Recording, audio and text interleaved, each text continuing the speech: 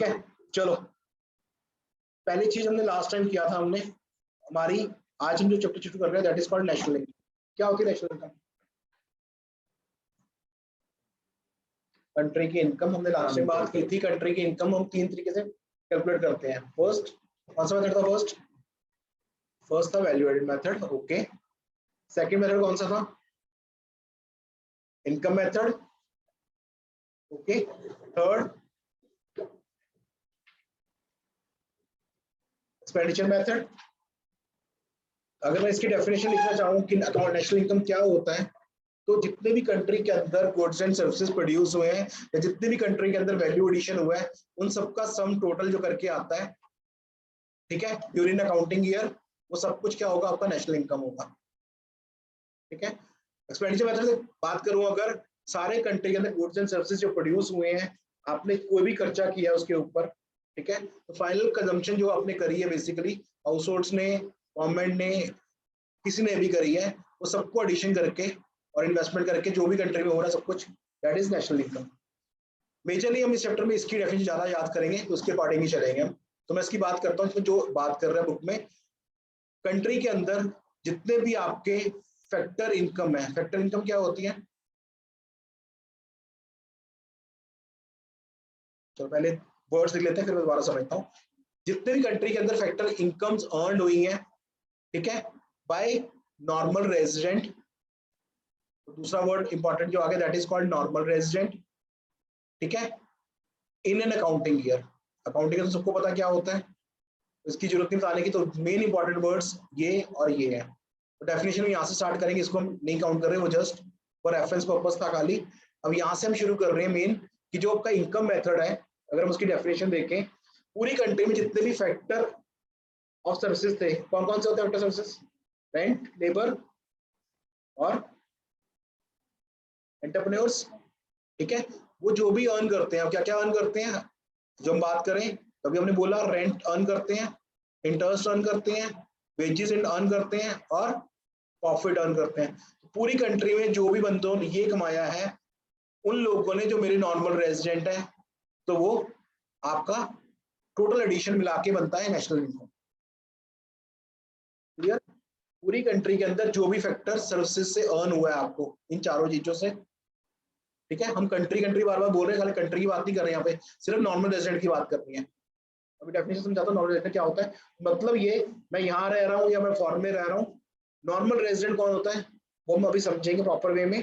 तो जो भी उस लोग, जो इंडिया के लोग हैं as per normal resident definition, जो पैसा अर्न कर रहे हैं in terms of rent, interest, profit और वेजेस, वो सब कुछ आपका इसके अंदर आना है। वो कहाँ कर रहे हैं कहाँ नहीं कर रहे हैं उसका मतलब नहीं है,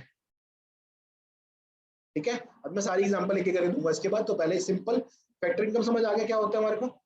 फैक्टर इनकम और ट्रांसफर इनकम मेजर दो चीजें होती हैं जिसमें फर्क होता है। तो नेशनल इनकम हम काउंट करते हैं, मैं लास्ट टाइम में समझाया था, हम सिर्फ फैक्टर इनकम लेते हैं। फैक्टर इनकम क्या होता है वो हमने समझ लिया अभी। ट्रांसफर इनकम क्या होती है? फैक्टर सर्विस, जो मेजर डिफरेंस है, फैक्टर इनकम वो होती है कि जहां पे मैं सर्विसेज दे के पैसा कमा रहा हूँ, बेशक वो अपना रेंट अर्न कर रहा हूँ क्योंकि मैंने अपना लैंड दे रखी है उसको, या मैं इंटरेस्ट अर्न कर रहा हूँ, मैंने कैपिटल दे रखी है उसको, या मैं वेजेस अर्न कर रहा हूँ क्योंकि सर्विसेज दे रहा हूँ उसको, या मैं काम कर रहा हूँ और प्रॉफिट कमा रहा हूँ। तो सारी सर्विसेज आपको देने के बाद मिल रही हैं, दैट मीन्स बायलैटरल है, आपने कुछ दिया तो आपको कुछ मिला।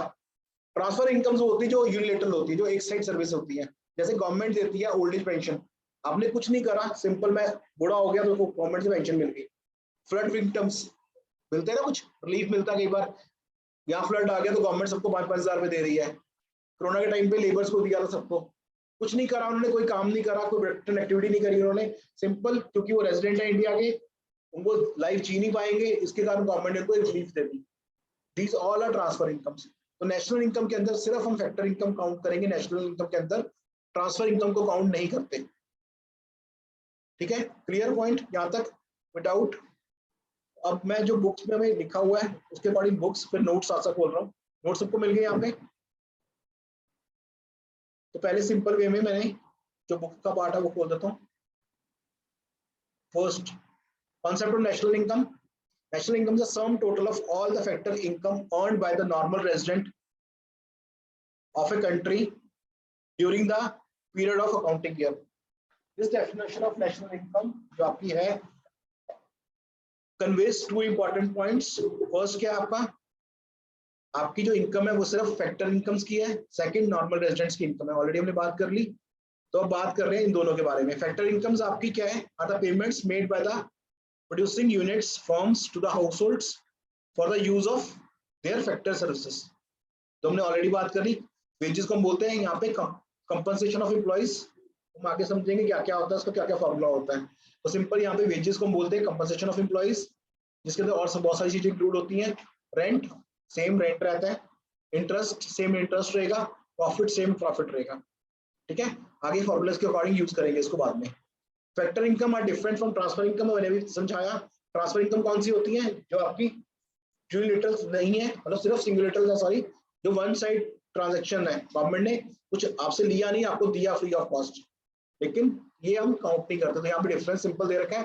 डिफरेंस मैं पहले ही साथ में नोट्स जो मैंने खोले हुए हैं उसको खोल रहा हूँ, ये आपको नोट्स में मैंने दिया हुआ है लिख के। एक बार हम इसको गो थ्रू कर लेते हैं। फर्स्ट मीनिंग, फैक्टर इनकम क्या होता है, it's the income received for rendering the factor services of land, labour, capital and entrepreneurship. Transfer incomes, it is an income received without renting any services and thus is a transfer from one sector to another। Clear, government जैसे लोगों को देती है उस point of view से। Second nature, जो first है bilateral है, और जो सेकंड है आपकी ट्रांसफर इनकम यूनिलेटरल है। यूनिलेटरल मतलब सिंगल साइडेड है, कुछ कर नहीं रहे, पैसे मिल रहे हैं free of cost. Third, national income के अंदर ट्रांसफर इनकम्स ऐड नहीं होती, नेशनल इनकम के अंदर फैक्टर इनकम ही ऐड होती है खाली। ठीक है, clear. Types, rent, interest, profit and wages, वो आपके टाइप्स हो गए। उसके अंदर हम बात करें, कोई भी चीज जो आपको एज ए फ्री मिली है वो सब कुछ इसके अंदर आ जाएगा। बेशक वो फ्लड विक्टिम्स को कुछ पैसा मिला है, बेशक वो आपको ओल्ड एज पेंशन मिली है, तो ट्रांसफर पेमेंट दस is paid out of the current income of the payers and added to the current income of the receiver for current consumption, that is gift, scholarship, unemployment allowance, thus these are regular in nature। clear, clear। तो यहाँ तक concept clear, कोई doubt तो नहीं किसी को। चलो अब आते हैं हम मेन जो सेकंड कॉन्सेप्ट है, that is called normal resident. अब नॉर्मल रेजिडेंट कौन होता है, हम सब जो लोग हैं नॉर्मल रेजिडेंट है कंट्री के। नॉर्मल रेजिडेंट के लिए दो कंडीशन मेट करनी जरूरी है, पिछले एक साल में वो इस कंट्री में रहना जरूरी है, फर्स्ट थिंग। सेकंड, मेरा इकोनॉमिक इंटरेस्ट इस कंट्री में लाई होना चाहिए। अब इकोनॉमिक इंटरेस्ट क्या होता है, इकोनॉमिक इंटरेस्ट मींस मैं अपनी जो पैसा कमाता हूँ इस कंट्री से कमाऊं, मैं कंज्यूम करता हूँ इस कंट्री में करूँ, कैपिटल फॉर्मेशन करता हूँ इस कंट्री में करूँ, तो मैं इस कंट्री का नॉर्मल रेजिडेंट हूँ।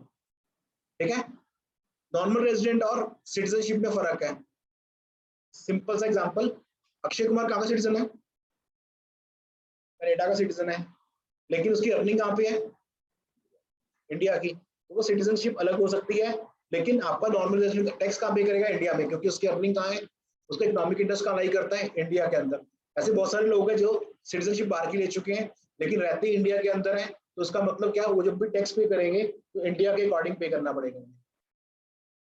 ठीक है, अब इस पॉलिटिक्स पे ऊपर आते हैं। Normal residents, who are the normal resident of a country, normal resident said to be who ordinary resides in the country concerned, whose center of economic interest lies in that country। Here note the observation carefully, a person residing in a country for more than period of 1 year or more is a known as or taken as ordinary resident in that country। The person may or may not be a citizen of that country, जरूरी नहीं है citizen हो, लेकिन वो जहाँ पे रह रहा है उस पॉइंट ऑफ व्यू से उसको लेके चलेंगे, वो वहाँ का रेजिडेंट है, मतलब नॉर्मल रेजिडेंट है। टैक्स पर्पस के लिए बात कर रहे हैं हम सारी, इकोनॉमिक्स पढ़ रहे हैं टैक्स पर्पस के लिए और अपनी कंट्री की इनकम काउंट करने के पर्पस से, और कोई पर्पस नहीं है इसमें। ठीक है, second, a person is said to be have economic interest in the country where he carry out all his economic activities such as production, consumption or investment in that country। ठीक है, तो यहाँ मतलब क्या हुआ, जहाँ पे मैं चीज खर्च करता हूँ, अपना प्रोडक्शन करता हूँ, या मैं वहां पे रहता हूँ, अपनी इन्वेस्टमेंट्स करता हूँ, वो सारा कुछ इसके अंदर एडेड हो गया। क्लियर। अब मैं दो पार्ट में डिवाइड करता हूँ इसको। अगर वो बंदा, यहाँ पे मैंने एग्जांपल दी अभी अक्षय कुमार की, सेकंड एग्जांपल लेता हूँ मैं सपोज कंपनी की, कोई भी कंपनी बताओ कौन सी कंपनी ले, मैकडॉनल्ड कहाँ की कंपनी है, यूएस की कंपनी है, काम कहाँ करती है, इंडिया में करती है, इंडियन रेजिडेंट होगी, क्यों,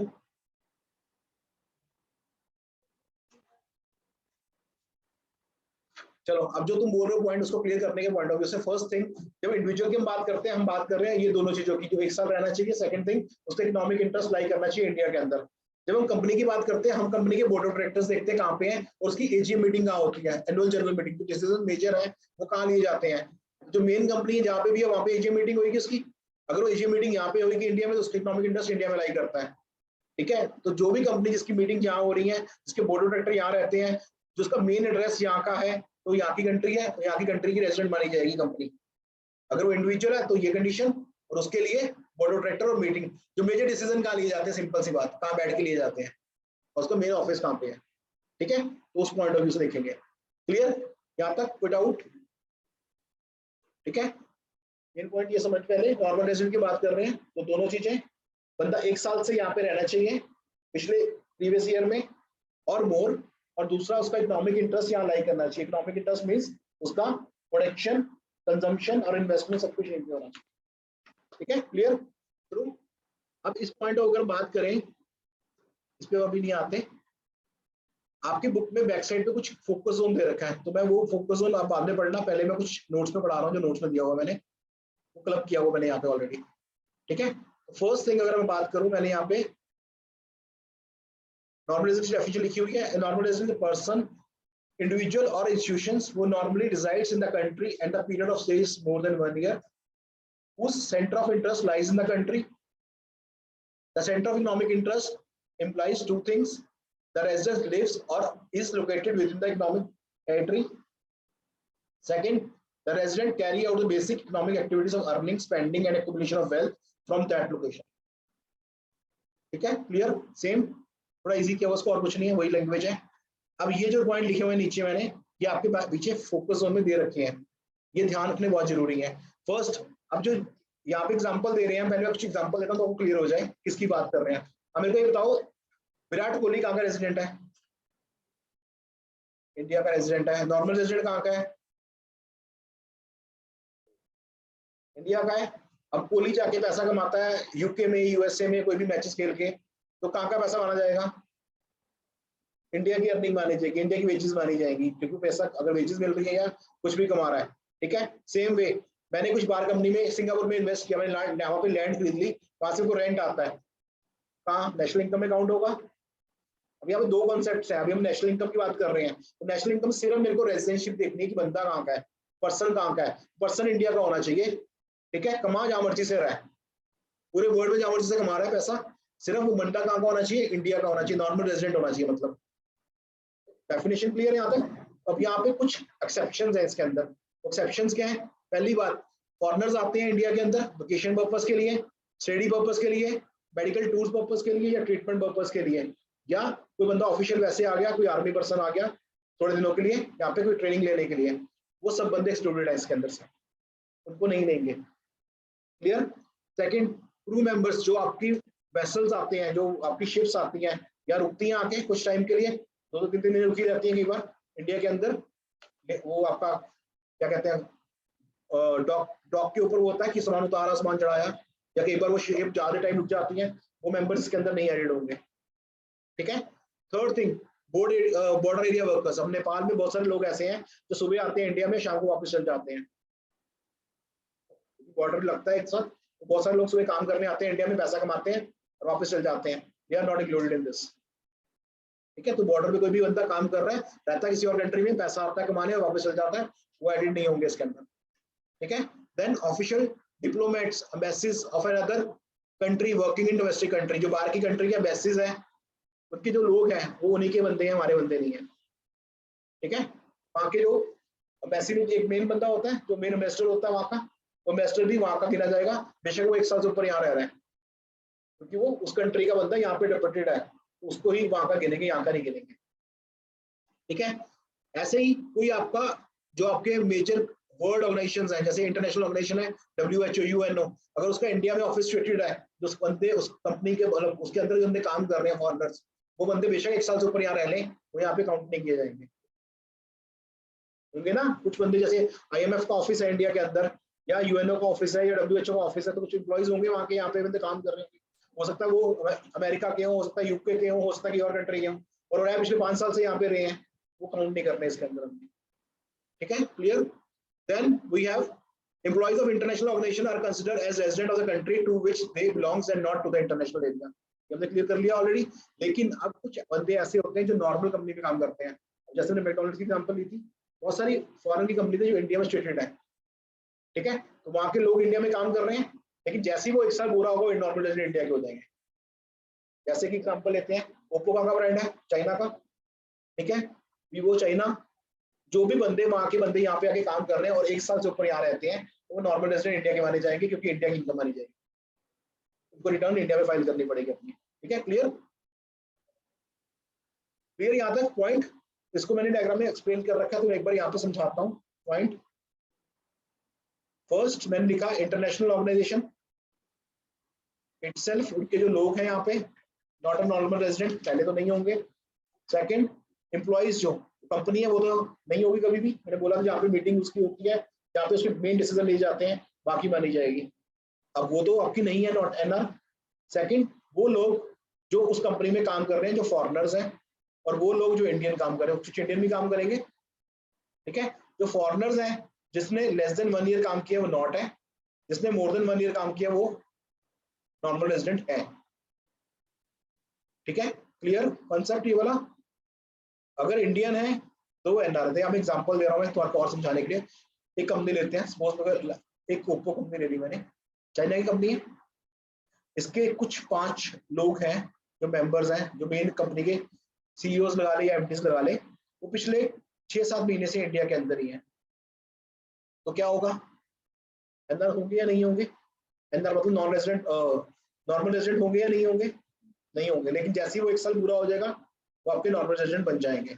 अब इस कंपनी में 5 फॉरेनर के अलावा कुछ इंडियन भी काम करते होंगे, वो फर्स्ट डे से आपके एनआर है, फर्स्ट डे से ही आपके एनआर, क्योंकि वो इंडियन रेजिडेंट्स हैं, इंडियन रेजिडेंट है as per condition of 1 year and economic interest lies in that country only. Clear यहाँ तक? विदाउट सिया क्लियर? Yes sir. चलो, अब हमने बात की थी citizen and residentships are 2 different terms. अभी भी एग्जांपल लिया, अक्षय कुमार कनाडा सिटीजन, यहाँ पे नॉर्मल रेजिडेंट है, ठीक है। तो example, residentships it is an economic concept based on the basic economic activity performed by the person. Citizenship is basically a legal concept based on the place of birth of a person. Where a person is born in India, he acquires automatically citizenship of India. ठीक है, तो some legal provision के according ही चलते हैं और कोई difference नहीं है इसका। अब जो डिफरेंस पढ़ना है हमने, तो बुक्स में साथ साथ लिखा हुआ था, वो भी पढ़ लेते हैं। तो डिफरेंस क्या था हमारा, अगर हम देखें इसको, first, normal resident of India और non resident of India. Indian working in foreign embassies in India क्या होंगे? Non resident. क्यों? Indian working in foreign embassies in India non residents होंगे या नॉर्मल रेजिडेंट्स होंगे? नॉर्मल होंगे, नॉर्मल रेजिडेंट्स होंगे। Non residents मतलब जो इंडिया में एनआरई जिसको बोलते हैं वो नॉन रेजिडेंट्स हैं। एनआर सिंपल, एनआर हमारा यहाँ का normal resident. Then foreigners working in Indian embassies in Canada and Japan, तो एनआरई हो गया हमारे लिए, तो आपका ये हो गया। Second, Indian employed in WHO located in India, Indian है तो नॉर्मल रेजिडेंट, अगर इंडियन नहीं होता तो नो हो जाता। तो फॉरेनर वर्किंग इन, सेम वो हो गया। Local people working in the office of international monetary fund that is IMF in India, यहाँ के लोकल पीपल है, तो आगे की जरूरत नहीं, लोकल पीपल है तो दैट मींस उसका इंटरेस्ट यहाँ ही करता है, 1 साल से ऊपर यहाँ रह रहा है, that is normal resident. Embassy in India from the rest of the world, बाहर के एम्बेसीज यहाँ पे काम कर रही हैं, तो उसमें जो लोग काम कर रहे हैं वो वहाँ के रेजिडेंट होंगे, यहाँ के नहीं होंगे, ठीक है। Foreigner citizen living in India for a period of 1 year and more, वो कौन है? नॉर्मल रेजिडेंट हो जाएंगे, अपने आप कन्वर्ट हो जाएंगे। और foreign technician experts working in India for a period of less than 1 year, 1 साल से कम जो काम कर रहे हैं वो फॉरेनर ही रहेंगे, नॉन रेजिडेंट ही रहेंगे, ठीक है। क्लियर थ्रू बच्चे? Siya, Arnav clear? Yes, sir. अरे तो इसके अलावा क्लियर है कुछ? ठीक है। अब जो मैंने बात बोली दोबारा एक बार बोल रहा हूँ आपको रिकॉल करने की, इसके बाद जो आएगा तो कंफ्यूजन होगी। अभी तक तो ठीक है, सब कुछ 1 लाइन चल रहा है, ठीक है, तो इसलिए समझा रहा हूँ दोबारा पॉइंट। अभी तक मैं सिर्फ ये चीज चेक कर रहा हूँ बंदा इंडियन रेजिडेंट है या नहीं है, रेजिडेंट मतलब नॉर्मल रेजिडेंट है या नहीं है। तो सिंपल मेरे को क्या चेक करना है कि मेरे को सिर्फ ये चेक करना है वो बंदा इंडियन लैंड पे 1 साल से ऊपर रहा है या नहीं रहा, उसका इकोनॉमिक इंटरेस्ट इंडिया में लाइक करता है नहीं करता, वो दोनों चीजें करके वो नॉर्मल रेजिडेंट हो गया। पैसा वो जहां मर्जी से कमा रहा है पूरे वर्ल्ड में, मैंने बोला ऑस्ट्रेलिया में कमा रहा है, यूएसए में कमा रहा है, यूके में कमा रहा है, तो मैं काउंट करूंगा उसको नेशनल इनकम के लिए, काउंट करूंगा नेशनल इनकम के लिए। हमने इनकम दो तरीके से निकालनी है, एक डोमेस्टिक इनकम और एक नेशनल इनकम। डोमेस्टिक इनकम क्या होती है? जो मैं डोमेस्टिक टेरिटरी में कमाऊंगा। नेशनल इनकम जो मैं पूरे वर्ल्ड में जहां मर्जी से कमा रहा हूँ। तो अभी तक हमने जो बात करी वो नेशनल इनकम की बात करी, मैं पैसा कमा रहा हूँ, मेरे बंदे पूरी इंडिया में छोड़ के वर्ल्ड में कमा रहे हैं, तो जहां से भी कमा रहे हैं इंडिया प्लस वर्ल्ड सबसे मिला के मैं काउंट कर रहा हूँ। अब आ जाएंगे हम डोमेस्टिक के ऊपर, और डोमेस्टिक समझने के लिए मैंने कल बोला था स्टार्टिंग में मैप के बारे में बात की थी मैप के बारे में बात। अब डोमेस्टिक टेरिटरी क्या होती है, कौन समझाएगा मेरे को? और अपने 9-10 में अच्छा था टेरिटरी या क्या होती है डोमेस्टिक टेरिटरी? जैस्मिन क्या होती है डोमेस्टिक टेरिटरी?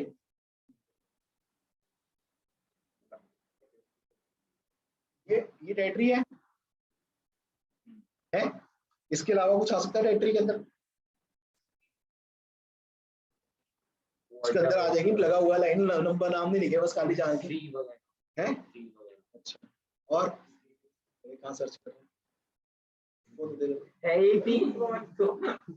हाँ जी, क्या ये मैप है हमारा? तो as per normal person, as per layman person, ये मेरी डोमेस्टिक बाउंड्री है।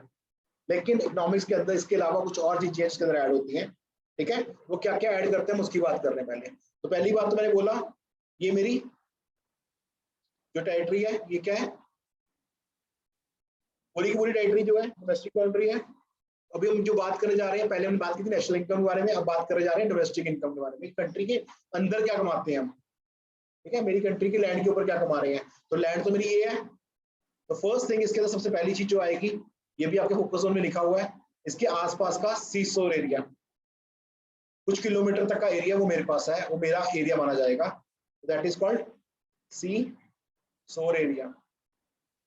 जो भी इसके आसपास का एरिया, जो सी का एरिया है, ऊपर का एरिया नहीं गया, तो पाकिस्तान के एरिया, चाइना के एरिया छोड़ दिया मैंने, जो सिर्फ सी का एरिया है, कुछ किलोमीटर तक का एरिया जो है वो किसका है? इंडिया का, ठीक है? तो आपका पार्ट ऑफ डोमेस्टिक टेरिटरी है। जब आप काउंट करोगे इनकम तो ये एरिया को ऐड कर लोगे अपने, ठीक है? सेकंड, जितनी भी मेरी कंट्री के अंदर एम्बेसीज हैं वो किसकी हैं?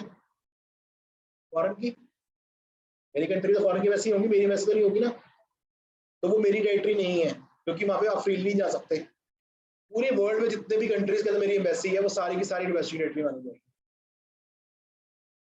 दोबारा बोल रहा हूँ, इंडिया की एम्बेसी चाइना में भी होगी, इंडिया की एम्बेसी पाकिस्तान में भी होगी, इंडिया की एम्बेसी यूके में भी होगी, यूएसए में भी होगी, रशिया में भी होगी।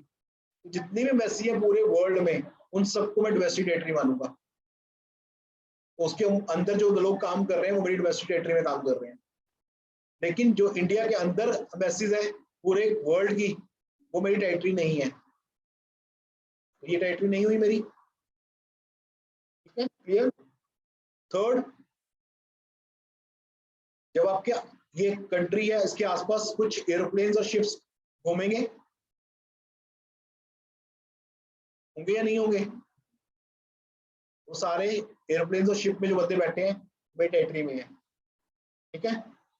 फोर्थ, जब मेरी कंट्री के कुछ लोग किसी एरिया में डिफेंस कैंप में जाते हैं, कई बार होता है डिफेंस का वहां पे ट्रेनिंग चल रही है, 6 महीने के लिए वहां पे गए हुए हैं या साल के लिए वहां गए हुए हैं, तो उतना एरिया जहाँ पे वो अपना एक कैंप लगा रहे हैं उतना एरिया मेरी डोमेस्टिक टेरिटरी है। जितने एरिया में उन्होंने कैंप लगा रखा है अपना, दैट इज मिलिट्री कैंप्स, ठीक है? फिफ्थ, जब मैं सी की बात कर रहा हूँ तो यहाँ पे बहुत सारी एरिया में आपके ऑयल रिफाइनरीज होंगी, वेसल्स होंगे, वो सारे आपके इसके अंदर आ जाएंगे। तो माइनिंग का जो भी काम चल रहा है उसके ऊपर जो बंदे काम कर रहे हैं वो मेरी टेरिटरी में काम कर रहे हैं। तो ये 5 चीजें इसके अंदर डोमेस्टिक टेरिटरी के अंदर ऐड होंगी, ठीक है? क्लियर? क्लियर बच्चे? सुस्ती नहीं आनी चाहिए, देख ले सीधे पेट। चल इधर देखो नोट्स में क्या लिखा हुआ है, चारों चीजें लिखी हुई हमने, ये चीजें जो नोट्स मैंने दिया उसमें लिखा हुआ सब कुछ चेक कर।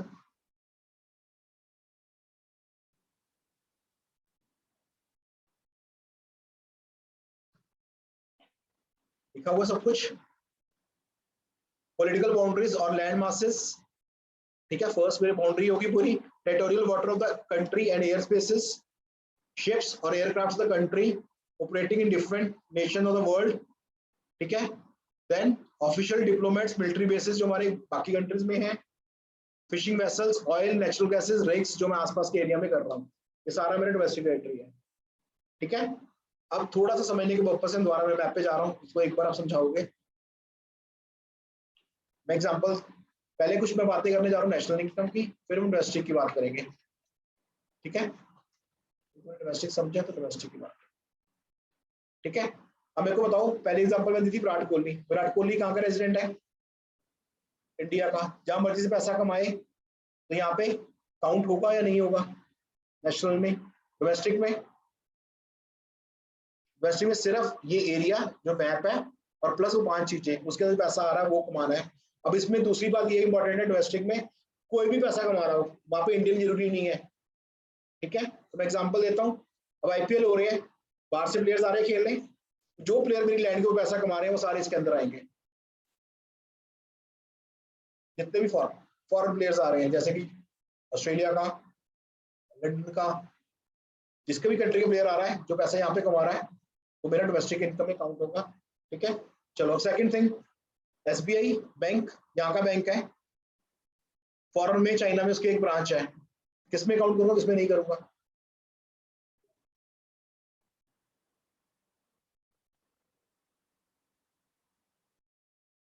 बोलो, सिया किसमें होगा काउंट?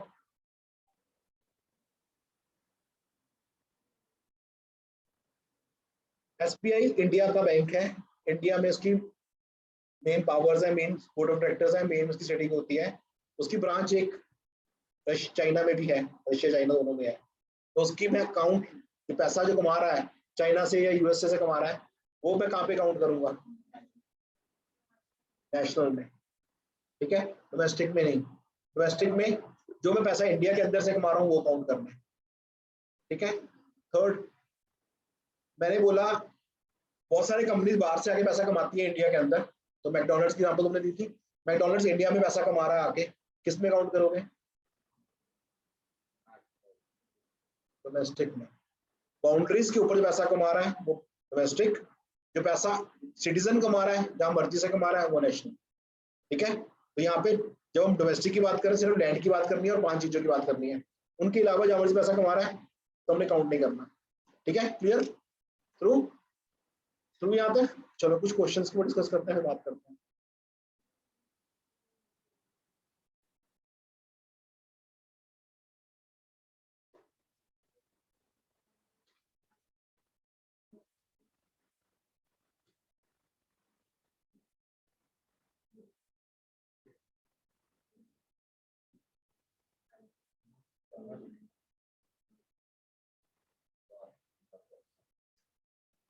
चलो फर्स्ट, अगर हम ऊपर देखते हैं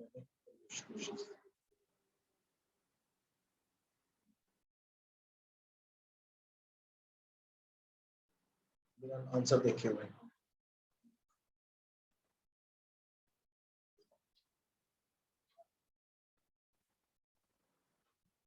Indian officials working in the Indian embassy in USA कहाँ काउंट होगा? इंडियन ऑफिशियल्स वर्किंग इन,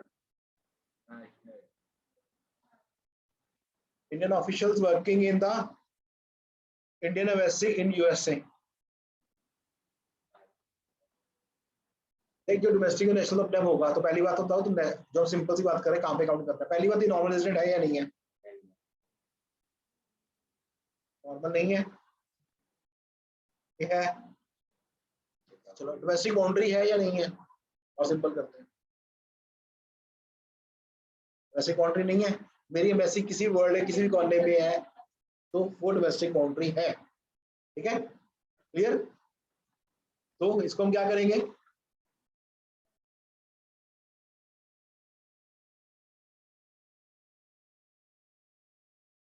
तो पहली बात तो आपने जो बोला डोमेस्टिक में भी काउंट करेंगे, डोमेस्टिक काउंट हो रहा है, तो अब दूसरी बात ऊपर चलते हैं, नेशनल इनकम बात करते हैं। Indian official working in the Indian embassy, Indian official है तो इंडियन रेजिडेंट हुआ या नहीं हुआ? हुआ, काउंट होगा, बस सिंपल। तो एनआर है, ठीक है। Second, an Japanese tourist who stays in India for 2 months. नहीं है, तो ये फॉरेनर है, एनआर नहीं है. Clear. Third, Indians going to Pakistan for watching the cricket match. Indian Pakistan के हो गए हैं, ये बेचारा एक दिन के लिए देखने गया मैच, तो वही काम करती सिद्धू, एक दिन हाथ मिलाने चले गया तो पाकिस्तान का हो गया वो तो. ठीक है, तो इंडियन रेजिडेंट इंडियंस है तो इंडियन रेजिडेंट होंगे वो. सी, इंडियन रेजिडेंट एनआर होगा. Fourth, Indian working in the US UNO office located in America for less than 1 year. Normal resident Indian है, इंडिया में माना जाएगा उसको. आंसर देख नीचे देख लेंगे. चलो, Indian employees working in WHO located in India.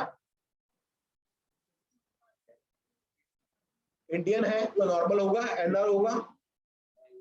Indian है तो एनआर होगा ना.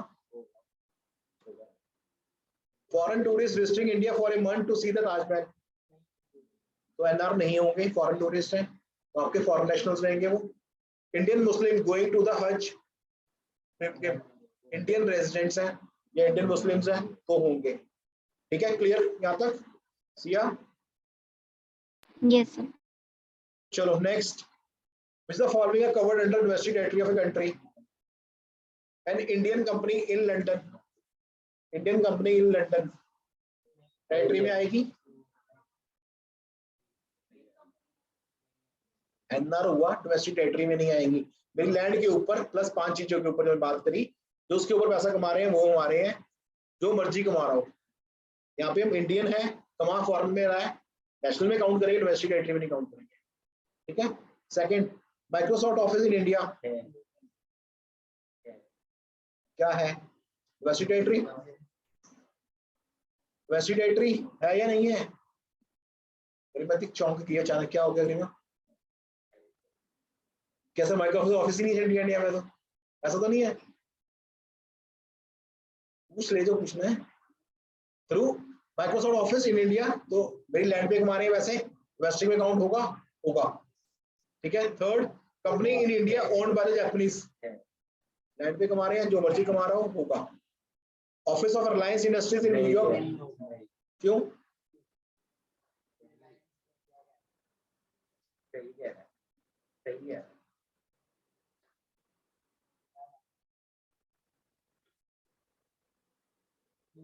जसमीन क्यों नहीं होगा? Fourth, office of Reliance industries in New York wasting territory में काउंट क्यों नहीं होगा?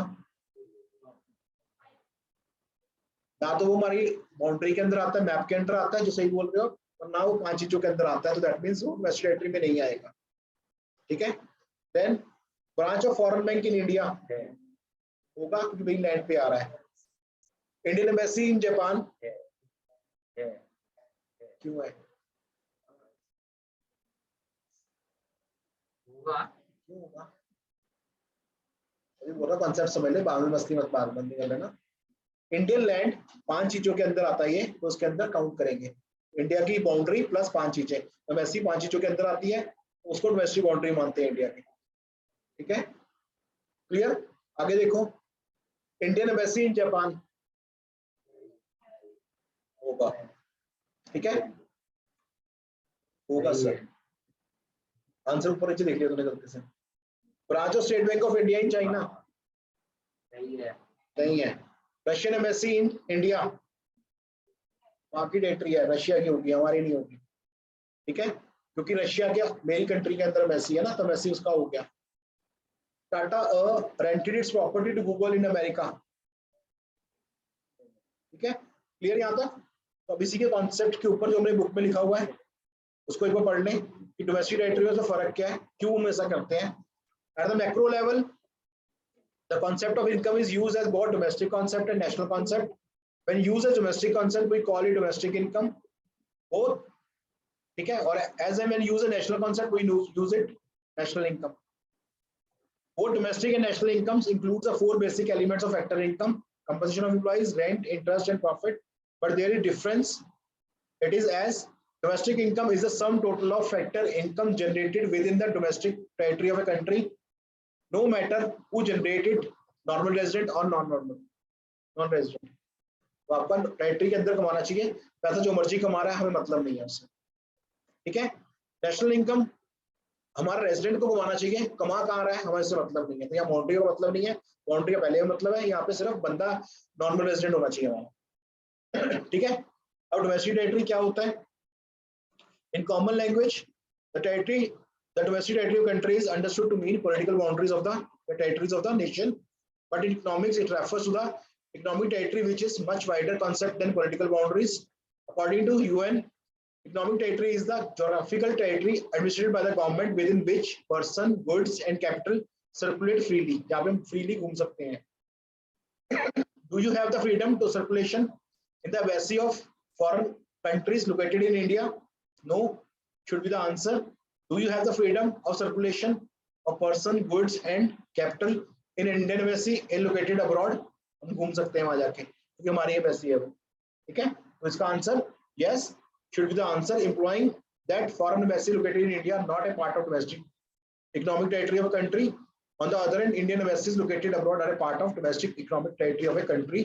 Thus, defining the term domestic territory, its focus is not to be political boundaries of the nation. The focus is on the geographical area plus जो 5 चीजें हमने बात की थी, ठीक है। अब एक काम करो, अपनी बुक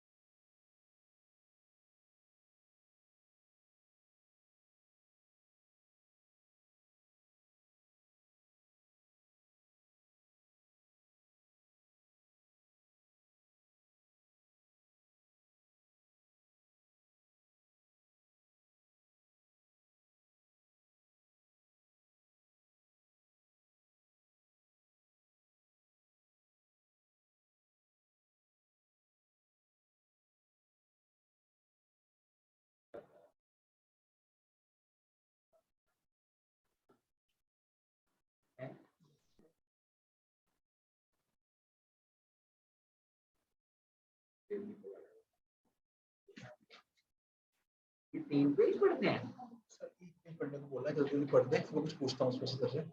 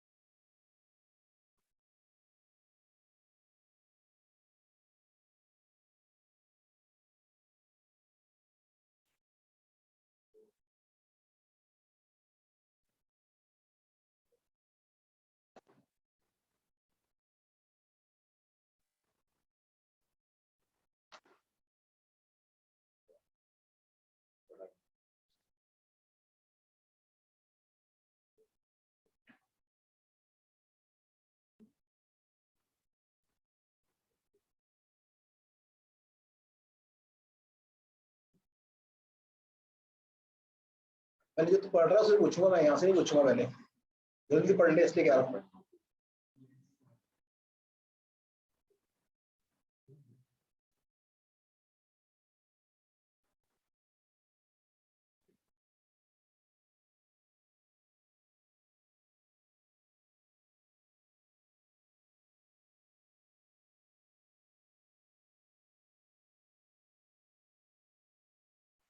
हो गया लिया?